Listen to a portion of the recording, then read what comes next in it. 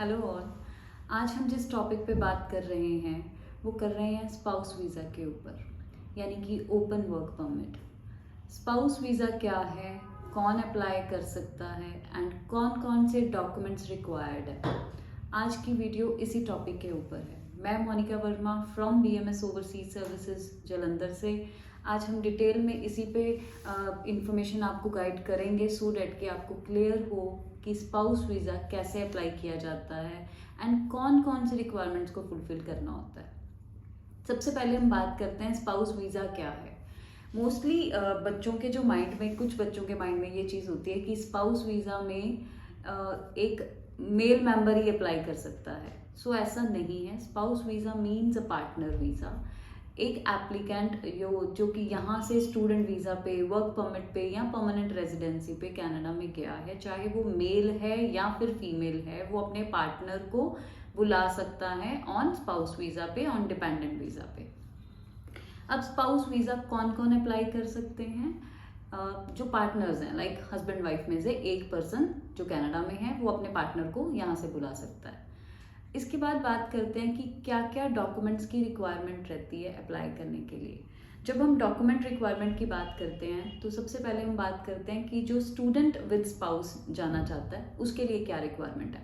तो जो भी स्टूडेंट कनाडा में स्टडी वीज़ा पे है वो किस स्टडी पे है, अगर वो +2 के बाद गया है यानी कि डिप्लोमा प्रोग्राम पे है तो स्पाउस के लिए थोड़ी सी डिफिकल्टी आ सकती है। रीज़न, एप्लीकेंट की एज क्या है, 18+। 18+ के बाद उसने अपनी मैरिज कर ली, मैरिज करने के बाद उसने वहाँ पे पढ़ाई करने चला गया एंड उसके बाद वो अपने स्पाउस को बुलाना चाहता है इंडिया से, जो कि मैरिज जेन्युइन शो नहीं होती। क्योंकि अगर हम एक इंडियन रूल्स के अकॉर्डिंग देखें तो 18+ में कोई भी बच्चे मैरिज नहीं करते हैं। तो ये चाहे मैरिज आपकी जेन्युइन है बट ये थोड़े न कुछ ना कहीं ये कॉन्ट्रैक्ट शो कर देती है, जिसकी वजह से वीज़ा का सक्सेस रेशो कम हो जाता है।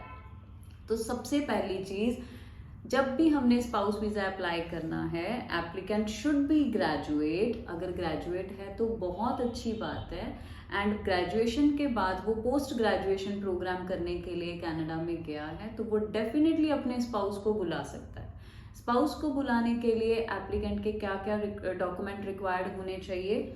जो स्पॉन्सर कर रहा है पर्सन कनाडा से, उसका ऑफर लेटर, LOA, उसकी फ़ी रिसिप्ट, उसका GIC का रिसिप्ट, उसकी बैंक बैलेंस, बैंक स्टेटमेंट, उसका GIC का स्कॉशिया बैंक का स्टेटमेंट, अगर वो कोई जॉब कर रहा है तो जॉब की ज्वाइनिंग लेटर, इवन उसकी पे स्लिप्स कि उसको क्या सैलरी मिल रहा है, अगर वो कोई टैक्स पे कर रहा है तो tax invoice letter and sponsorship letter. ये सब डॉक्यूमेंट्स उसकी तरफ से है जो स्पॉन्सर कर रहा है अपने पार्टनर को, जो इंडिया में बैठा है। इसके अलावा डॉक्यूमेंट्स आते हैं मैरिज से रिलेटेड, आपके मैरिटल रिलेशनशिप को लेके। आपका मैरिज सर्टिफिकेट, आपके मैरिज की फोटोग्राफ्स, आपकी मैरिज की जो भी बिफोर मैरिज, लाइक आपका कोई, आपकी जो चैट हुई है, चैट हिस्ट्री आप लगा सकते हो, फ़ोन डिटेल, कॉल डिटेल आप हिस्ट्री दे सकते हो, आपके जॉइंट अकाउंट ओपन हुए हैं आपस में वो दिखा सकते हो, पासपोर्ट के ऊपर स्पाउस का नेम चढ़ा होना चाहिए। तो ये एक बेसिक रिक्वायरमेंट है स्पाउस वीज़ा अप्लाई करने के लिए, जो स्टूडेंट वहाँ से अपने स्पाउस को स्पॉन्सर करना चाहते हैं। फिर हम बात करते हैं एप्लीकेंट की, जिसने अप्लाई करना है उसके पास क्या डॉक्यूमेंट्स होने चाहिए। उसका पासपोर्ट, मैरिज के ऑल डॉक्यूमेंट्स, जैसे कि जो स्पॉन्सर वाला पर्सन दिखा रहा है वो सेम डॉक्यूमेंट्स एप्लीकेंट के होने चाहिए। एंड उसके बाद आपकी बात आती है फाइनेंशियल्स की। फाइनेंशियल की बात करें तो एज सच हाई कमीशन की ओर से कोई पर्टिकुलर रिक्वायरमेंट नहीं है कि आपको इतना पैसा दिखाना ही दिखाना है, बट येस, जितना स्ट्रॉन्ग अपने आप को दिखाओगे आप फाइनेंशियली, उतना केस आपका पॉजिटिव होगा। So minimum two minimum 7 to 8 lakh rupees आप अपने अकाउंट्स में ज़रूर दिखाओ। And 7 to 8 lakh rupees account में दिखाना डजंट मीन कि आपने हफ्ता पहले पैसे डलवा लिए अकाउंट में और उसको फाइल में लगा दिया, उससे आपका केस वीक ही होगा। आपको क्या, आपका सोर्स ऑफ इनकम रिक्वायर्ड है, आपकी ट्रांजैक्शन दिखी जाती है लास्ट 6 मंथ की कि आपके पास क्या आप काम कर रहे हो, आप जॉब कर रहे हो, बिजनेस कर रहे हो, आपकी रिटर्न कहाँ पे है, आपके पास पैसा कहाँ से आ रहा है। एंड अगर आपने इकट्ठा कोई पैसा आपके पास आया भी है तो उसका प्रूफ क्या है कि कहाँ से पैसा आया।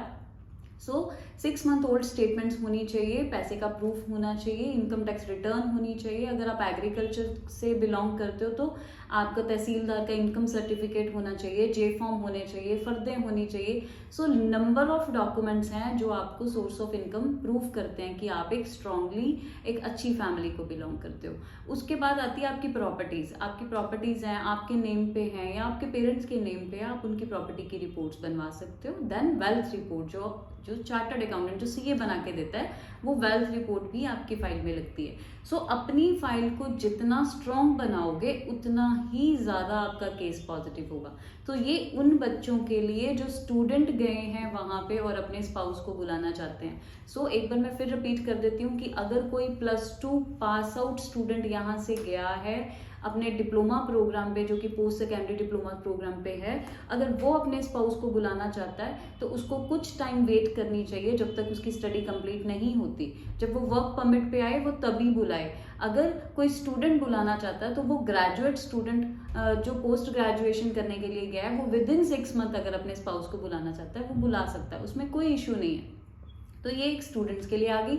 अगर कोई कैंडिडेट वहाँ पे कनाडा में वर्क परमिट पे है या फिर पीआर पे है तो उसके लिए इजी है अपने स्पाउस को बुलाना, बिकॉज उसका एक स्टेटस वहाँ पे एक वेल सेटल्ड में आ चुका है। वो वर्क परमिट पे है, वो लीगल स्टेटस पे है एंड वो अपने स्पाउस को बुलाना चाहे तो बुला सकता है। चाहे उसने स्टडी +2 के बाद करी या ग्रेजुएशन के बाद पीजी प्रोग्राम किया, वो मैटर नहीं करता, बिकॉज उसका स्टेटस उस टाइम पे कनाडा में पीआर या फिर वर्क परमिट के अंडर है। तो उनके लिए रिक्वायरमेंट सारी सेम है, सिर्फ और सिर्फ जहाँ पे offer letter, LOA and fee receipt लग रही है एक स्टूडेंट की, उसी जगह पे वर्क परमिट वाले का जो वर्क परमिट का उसका प्रूफ होगा एंड उसका रेजिडेंस प्रूफ होगा, उसके जॉब, उसकी सैलरी स्लिप्स, वो चीज़ें लगेंगी।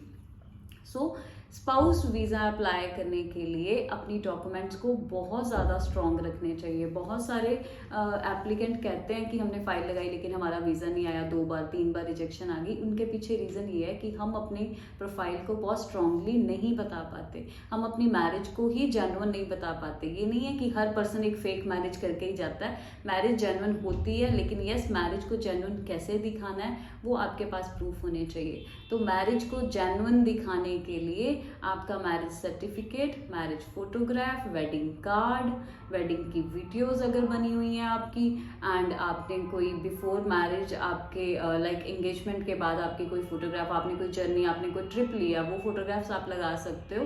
एंड इवन डैट अपने अकाउंट्स को ज्वाइंट कर सकते हो, पासपोर्ट पे नेम डलवा सकते हो। ये सब चीज़ें होनी बहुत ज़रूरी हैं।